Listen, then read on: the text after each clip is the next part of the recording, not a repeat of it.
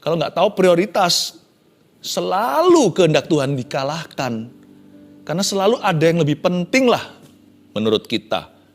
Dan kita akan selalu mengorbankan yang sesungguhnya terpenting, yang asli penting. Kita akan korbankan untuk perkara-perkara yang sifatnya seolah-olah segera. Kalau Anda belum subscribe di channel ini, segera supaya Anda bisa mengikuti terus rema-rema dari Roh Kudus ya. Makanya saya berikan satu judul untuk kita telusuri firman Tuhan ini. Tema hari ini adalah prioritas hidup yang seimbang. Hidup itu indah kalau ada keseimbangan. Dan keseimbangan itu hanya Tuhan yang bisa berikan. Karena firman Tuhan itu pelita. Pelita bagi kaki kita supaya kita nggak jatuh. Supaya kita nggak tersandung apa-apa. Dan terang bagi jalan. Prioritas hidup yang seimbang, saya ambil ayat-ayatnya dari Hagai pasal 1 ayat 1-9 saya bacakan. Ini adalah sebuah ajakan untuk membangun kembali bait suci di perjanjian lama. Pada tahun yang kedua zaman Raja Darius dalam bulan yang ke-6, pada hari pertama bulan itu datanglah firman Tuhan dengan perantaraan Nabi Hagai kepada Serubabel bin Sealtiel, Bupati Yehuda, dan kepada Yosua bin Yosadak, Imam Besar, bunyinya. Beginilah firman Tuhan semesta alam. Bangsa ini berkata, sekarang belum tiba waktunya untuk membangun kembali rumah Tuhan. Maka datanglah firman Tuhan dengan perantaraan Nabi Hagai, bunyinya, apakah sudah tiba waktunya bagi kamu untuk mendiami rumah-rumahmu yang dipapani dengan baik itu, sedang rumah ini tetap menjadi reruntuhan. Oleh sebab itu beginilah firman Tuhan semesta alam, perhatikanlah keadaanmu. Kamu menabur banyak, tapi membawa pulang hasil sedikit. Kamu makan, tapi tidak sampai kenyang. Kamu minum, tapi tidak sampai puas. Kamu berpakaian, tetapi badanmu tidak sampai panas. Dan orang yang bekerja untuk upah, ia bekerja untuk upah yang ditaruh dalam pudi-pudi yang berlobang. Beginilah firman Tuhan semesta alam, perhatikanlah keadaanmu. Jadi, naiklah ke gunung, bawalah kayu dan bangunlah rumah itu, maka aku akan berkenan kepadanya dan akan menyatakan kemuliaanku di situ, firman Tuhan. Kamu mengharapkan banyak, tapi hasilnya sedikit. Dan ketika kamu membawanya ke rumah, aku menghembuskannya. Oleh karena apa? Demikianlah firman Tuhan semesta alam. Oleh karena rumahku yang tetap menjadi reruntuhan, sedang kamu masing-masing sibuk dengan urusan rumahnya sendiri. Prioritas hidup yang seimbang. Ini bukan sekedar sebuah ajakan untuk membangun bait suci yang runtuh, tapi ini untuk mengajari bangsa Israel untuk punya prioritas yang benar. Jangan sampai hidup mereka itu selalu dikalahkan dengan momentum saat itu. Kita ini kan makhluk keadaan. Kita sangat terbawa dengan sekeliling kita. Ketika kita sakit, kita nggak bisa mikir yang lain. Kita cuma maunya sembuh. Padahal hidup bukan hanya kesembuhan. Ketika kita sibuk, kita nggak bisa multitasking. Kita nggak bisa mikirkan hal-hal yang lain juga. Jangan sampai kita itu terbawa arus hari ini. Kita harus punya perencanaan. Dan perencanaan itu percuma. Tidak akan pernah dieksekusi.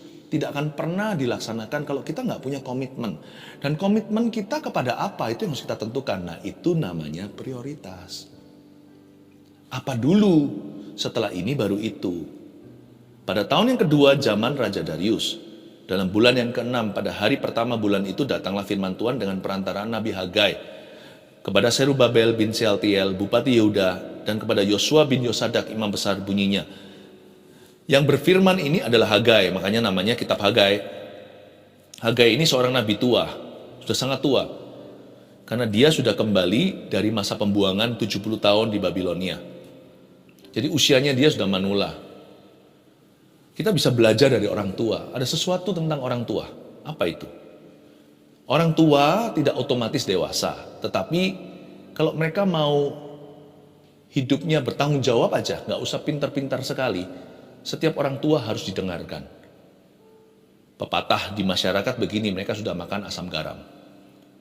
Orang tua itu tahu kadang-kadang bukan dari hidup mereka yang benar. Tidak sedikit ketika mereka masih muda, hidup mereka salah. Tapi mereka waktu tua, mereka sudah bisa membahasakan penyesalan mereka. Apa yang mereka sesali hari ini? Mereka akan berkata pada anak cucunya, jangan seperti kakekmu ini, jangan seperti papa. Nabi Hagai diberi Tuhan wahyu untuk menyampaikan pada bangsa Israel. Nabi tua yang berusia di atas 70 tentunya, mungkinkah dia 90 atau saya tidak tahu umurnya berapa. Tapi dia berkata, begini ya guys, ngomong sama umat Tuhan. Kalian harus punya prioritas yang benar. Betulin tuh priority. Beginilah firman Tuhan semesta alam. Lalu Tuhan singgung mereka. Tuhan memberikan kepada mereka sebuah teguran. Beginilah firman Tuhan. Bangsa ini berkata, Tuhan menirukan kata-kata di hati mereka. Sekarang belum tibalah waktunya untuk membangun kembali rumah Tuhan. Kenapa sih? Kenapa Tuhan mendorong agar rumah Tuhan atau bait suci ini dibangun? Karena zaman perjanjian lama, terlebih lagi mereka butuh gereja. Karena waktu itu Roh Kudus belum dicurahkan. Jadi, bait suci itu adalah focal point atau bait Allah adalah sentral kehidupan penyembahan umat Tuhan bangsa Israel. Tanpa itu, bangsa Israel nggak bisa rasakan hadirat Allah. Meskipun dengan itu aja mereka merasakan hadirat Tuhan samar-samar saja. Karena imam besar yang bisa masuk 1 tahun sekali ke ruang maha suci. Tapi bangsa Israel bisa ministry, bisa melayani. Mereka melayani hadirat Tuhan, membawa persembahan hewan. Tanpa itu semua, worship system mereka ambruk.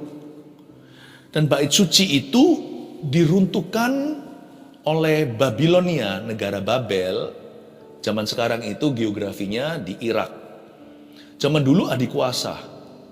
Mereka itu meruntuhkan dan merebut Yerusalem karena bangsa Israel berdosa. Tuhan serahkan. Tuhan serahkan ke tangan musuh.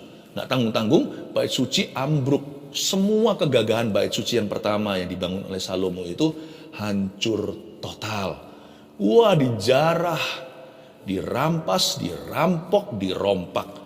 Diambil semua barang-barang emas peraknya. Lalu tinggal batu-batu saja reruntuhan.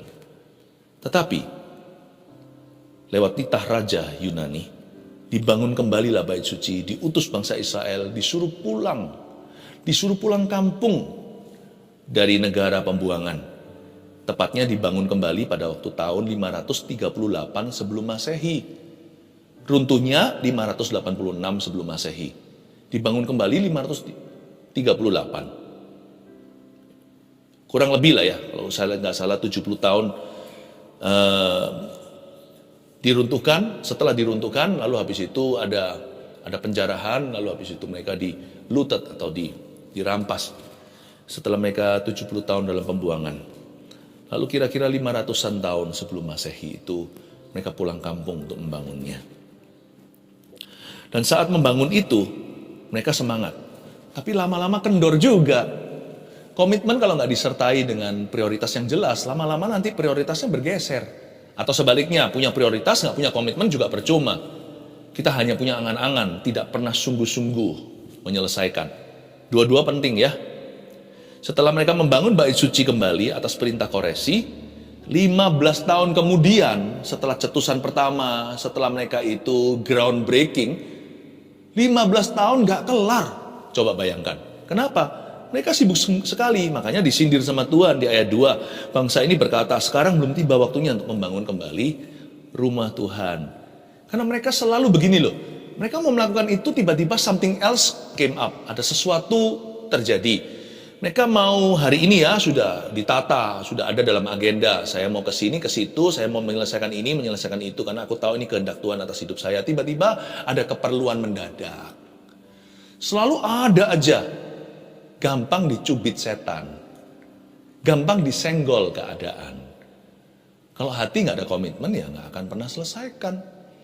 Kalau nggak tahu prioritas, selalu kehendak Tuhan dikalahkan. Karena selalu ada yang lebih penting lah menurut kita.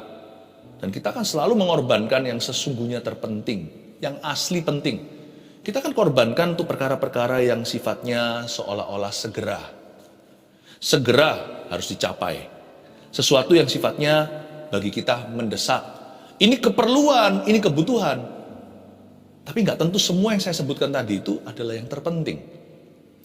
Tahukah tanpa worship system ini, kalau mereka tidak bangun kerohanian mereka, cepat lambat mereka akan jatuh lagi ke tangan musuh. Mereka akan dirampas, dijarah lagi. Bukankah mereka dulunya itu dikalahkan akibat dosa? Jangan sampai kita itu menunggu parah baru cari Tuhan. Tunggu parah baru cari wajah Allah. Prevention is better than cure. Mencegah lebih baik daripada menyembuhkan. Dan Tuhan hendak membangun kembali bait suci itu. Tuhan memanggil mereka untuk masuk ke dalam hadiratnya. Tapi mereka tidak mau membangun kerohanian itu karena mereka terlalu sibuk. Jangan sampai tunggu terlalu sibuk tahun ini lalu hal-hal yang terpenting apalagi yang punya nilai kekal Anda singkirkan atau kesampingkan sementara. Tapi sementara sekali pejam mata, ya, sekali kedip saja matanya, 15 tahun sudah lewat. Time flies, right? Waktu itu bisa cepat berlalu karena kita terlalu sibuk untuk sesuatu. Tapi kita selalu tunda-tunda apa yang memang sesungguhnya penting di hidup kita. Tiba-tiba aja kita menengok ke belakang, menoleh ke keluarga. Anak kok sudah jadi dewasa ya? Tadinya masih balita, batita, masih 3 tahun, 5 tahun, masih anak kecil, masih elementary, masih sekolah dasar. Kita sibuk aja gak keruan. Gampang lah, anak juga gak kemana-mana. Tapi sekali kita lihat lagi mereka, kita sadari mereka sudah lebih tinggi dari badan kita. Suara mereka pun pita suaranya berubah. Udah gak kekanak-kanaan, suara anak kecil, suara bayi. Wajah mereka yang ada baby fatnya, yang kelihatan baby face-nya, sudah enggak. Sudah mulai pelan-pelan keluar kumisnya jikalau anaknya adalah putra. Kita sadari, I have lost many years. Aku sudah kehilangan, kelewatan masa-masa emas anakku. Sejak kapan dia bertumbuh? Tunda aja gak apa-apa. Toh mereka gak kemana-mana. Kita sibuk terus kejar dunia. Gak salah bekerja. Tapi hidup harus seimbang. Boleh cari uang. Tapi prioritas kita jangan dolak-dalik. Jangan terbalik. Tetap Tuhan dulu. Manusia kemudian. Baru kemudian uang dan barang. Boleh kita itu cari nafkah. Tapi juga bersamaan dengan itu perhatikanlah keluarga. Boleh perhatikan keluarga. Jangan lupa bangun gereja. Hidupmu tidak melulu seputar keluargamu. Jangan-jangan nanti menjadi family yang egois dan ditinggalkan oleh maksud-maksud Tuhan. Sekarang belum tiba waktunya untuk membangun kembali rumah Tuhan. Lalu Tuhan tanya, lalu waktunya kapan? Maka datanglah firman Tuhan dengan perantara Nabi Hagai, bunyinya ayat 4. Apakah sudah tiba waktunya bagi kamu untuk mendiami rumah-rumahmu yang dipapani dengan baik? Ya Tuhan, sudah terlanjur bangun kan? Nah, sekarang lihat di depan sana, orang-orang yang bawa lantainya, bawa tekelnya, bawa marmernya, kalau mereka yang mampu, atau bawa kayu. Sudah datang semua di depan, kan harus dipasang. Gak bisa dibiarkan gitu, kita gak punya gudang. Yalah. Selalu ada alasan. Kalau itu untuk kita, selalu ada alasan untuk segera. Sedangkan kerohanian kan gak kelihatan, jadi gak apa-apa. Apalagi yang bernilai kekal kan aku masih hidup, belum mati. Surga kan masih nanti. Selalu ada alasan untuk tunda. Kalau untuk kita selalu ada alasan untuk segera. Untuk Tuhan, untuk hal-hal yang sifatnya rohani, sifatnya kekal, untuk kerajaan Allah selalu besok ada waktu. Apakah sudah tiba waktunya bagi kamu untuk mendiami rumah-rumahmu yang dipapan dengan baik, sedang rumah ini tetap menjadi reruntuhan?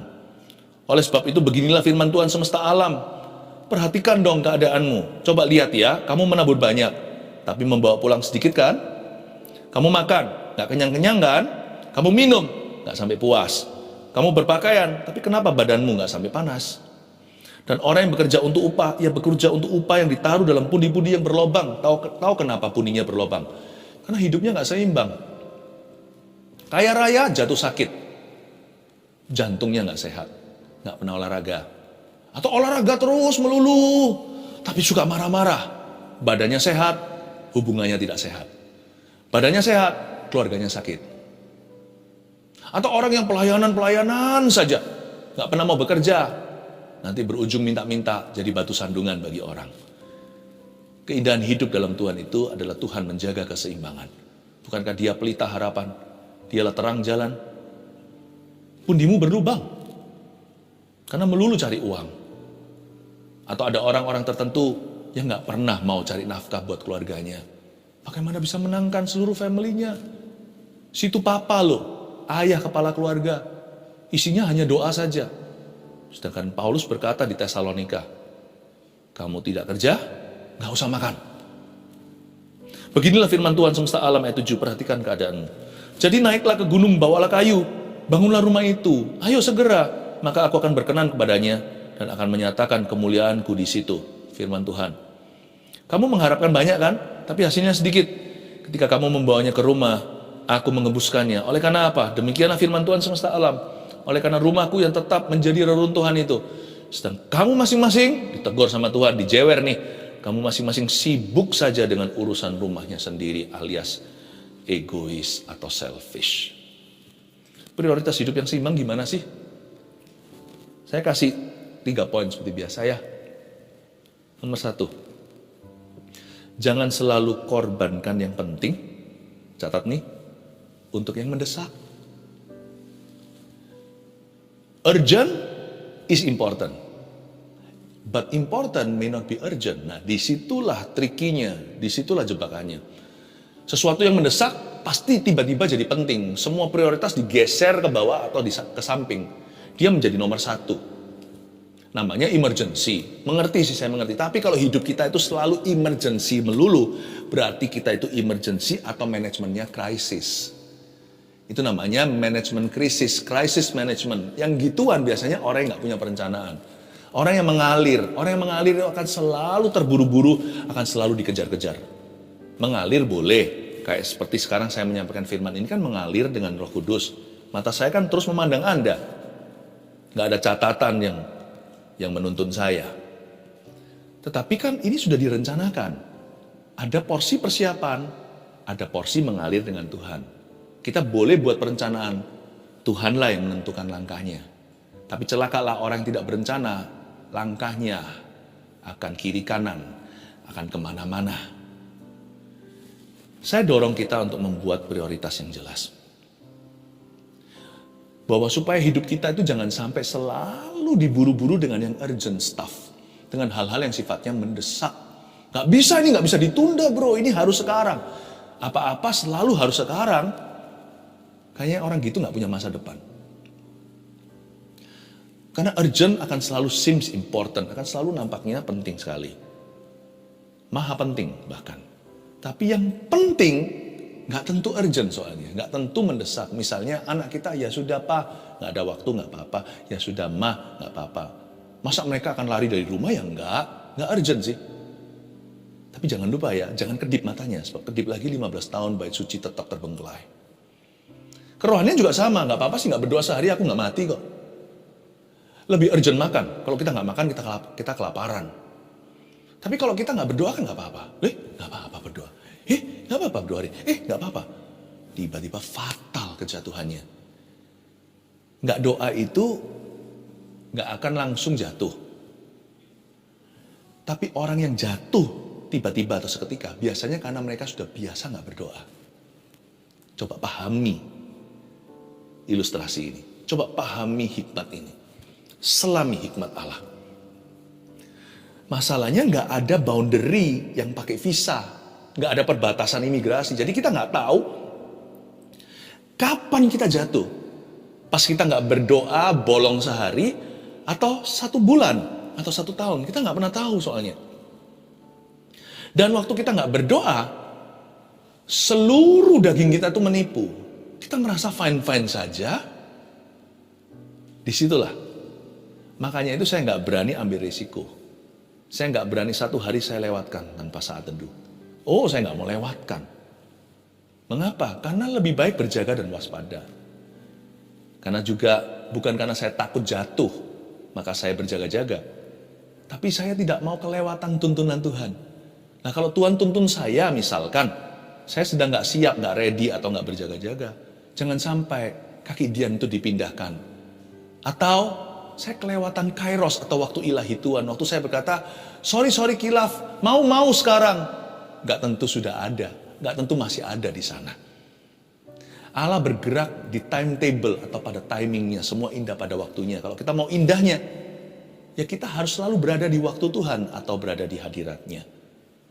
Jangan selalu korbankan yang penting untuk yang mendesak. Itu sebagai prinsip ya, ini rema. Aplikasinya luas. Masing-masing orang harus sempit temukan implikasi sendiri-sendiri. Masing-masing harus menerapkan kebenaran ini. Tapi tuliskan, kalimat ini kalimat hikmat untuk kita semua. Jangan selalu korbankan yang penting untuk yang mendesak. Apalagi yang bernilai kekal. Jangan berkata, besok saja aku menyembah atau melayani Tuhan. Besok saya memberitakan Injil. Jangan begitu. Sediakan waktu. Tuhan tidak minta sepenuh waktumu. Bahkan orang yang bekerja di gereja sepenuh waktu pun gak sepenuh waktunya Tuhan minta. Kita ada waktu untuk tidur, gak diganggu. Kita ada waktu keluarga. Ada waktu pribadi, me time dengan Tuhan. Ada waktu rekreasi. Sediakan waktu untuk yang penting. Bukan hanya yang mendesak. 2. Bangunlah kehidupan rohani. Bukan hanya karir pribadi. Bangun rumah Tuhan tuh. Disuruh, bangunlah bait suci. Mereka semua sibuk kan. Orang-orang Yahudi kan suka bisnis. Bukankah mereka juga yang menjadi founder, yang founding, yang mendirikan Wall Street. Mereka waktu pindah dari Babilonia kembali ke Yerusalem, mereka pasti melihat kesempatan-kesempatan. Pumpung tanah masih murah segalanya, jadi mereka ngebut langsung tancap gas untuk berbisnis keras. Boleh nggak? Boleh. Karena Tuhan memang suruh kita mengelola talenta. Orang yang bisa bekerja, pandai bekerja, itu juga sebuah talenta dari Tuhan. Tetapi mereka bisnisnya itu ngebut terus. Terus menerus, seolah-olah mereka bisa hidup selama-lamanya di atas muka bumi. Gak ada waktu sama sekali untuk bangun kehidupan rohani. Gak ada waktu. Padahal Tuhan ajari di perjanjian lama itu sudah kenyang-kenyang mereka diajari begini. Bahkan kalau raja mau pergi berperang pun ada imam di depan yang berbicara dulu. Berarti ada waktunya mereka bersekutu dulu dengan Yesus. Nggak seimbang. Tapi di sini kita diajari untuk membangun kehidupan rohani. Bukan hanya karir pribadi. Karir harus dikelola. Karir harus diusahakan. Ada jeripayah. Tapi jangan lupa bersamaan dengan itu. Bangunlah kehidupan rohanimu. Bangunlah kerohanian Anda. Bangun mesbah doamu yang runtuh. Sebelum Tuhan pulihkan Israel dan memberi hujan, ingat apa yang Elia lakukan. Elia membangun mesbah Israel yang runtuh. Bahkan dikasih air begitu banyak karena terlalu lama dehidrasi. Nggak pernah mencurahkan air ke atas mesbah. Dikasih lembu banyak di sana. Bukan karena Tuhan kelaparan, Tuhan nggak makan semua persembahan itu. Tapi karena bangsa Israel itu sudah haus lapar akan Tuhan. Kasih makan rohmu. Jangan gak ada waktu baca Alkitab. Jangan gak ada waktu. Kalau ada orang yang gak ada waktu baca Alkitab, seharusnya saya salah satunya. Loh kok bisa? Kalau orang mempersiapkan khotbah gimana caranya? Dia baca untuk dirinya. Apa-apa kan pikir untuk jemaat. Tapi saya baca. Pedang saya bermata dua. Saya baca untuk diri saya. Sekenyang-kenyangnya buffet dari Tuhan. Lalu saya baca untuk Anda. Untuk mengenyangkan Anda sekalian. Perlu punya waktu. Jangan terus output, kapan input. Jangan terus keluar, kapan masuknya. Kita juga perlu masukkan asupan dari Tuhan. Jangan lupa memberi rohmu makan. Jangan hanya terus pelayanan. Nanti burn out. Tapi ada beberapa orang bukan pelayanan. Pekerjaan. Terus karirnya saja, karirnya terus menerus.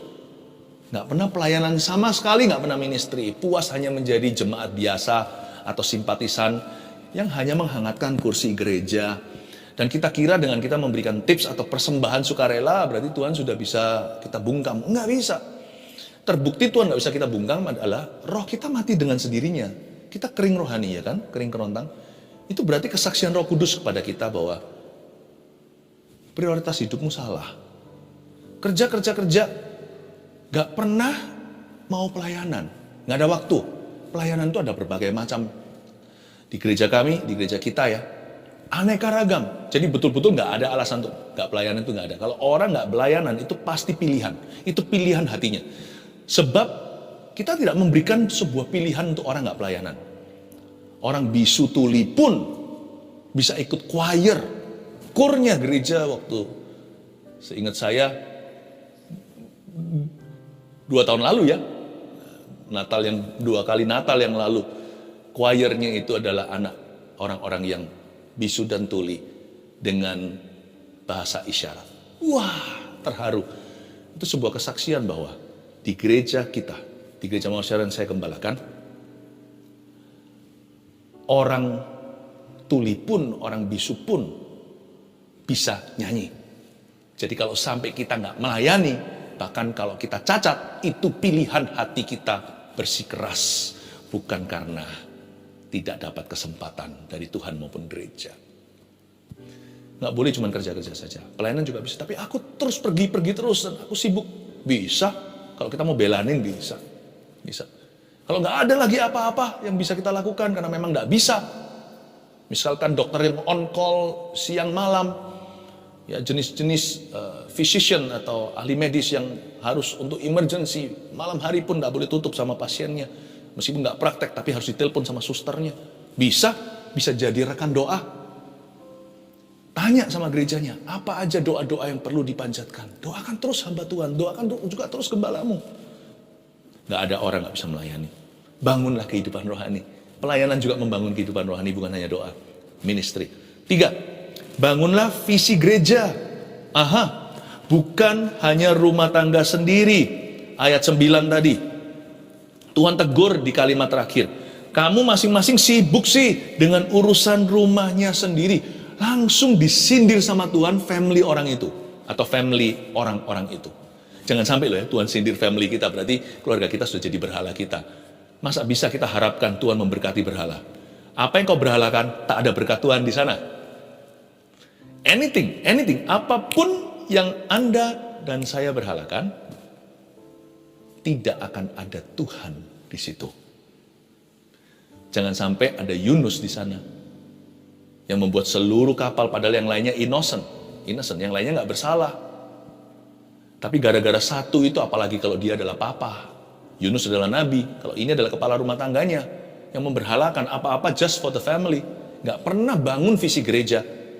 Jangan sampai nanti Tuhan akan goncang-goncangkan, Tuhan akan kocok nanti keluarganya, sampai menyadari bahwa your family doesn't, bahwa seluruh bumi ini tidak diisi hanya dengan keluargamu sendiri. Ada keluarga Allah. Bangunlah visi gereja. Bangunlah visi gereja, bukan hanya rumah tanggamu sendiri.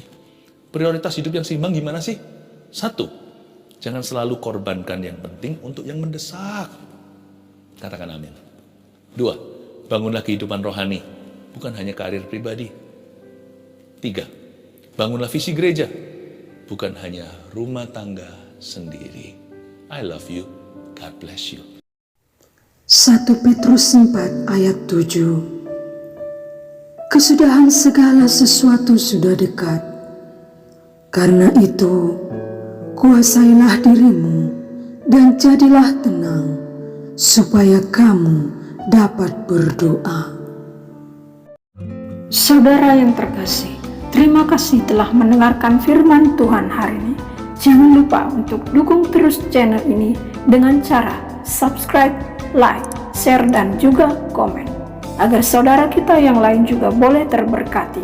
Tuhan Yesus memberkati kita.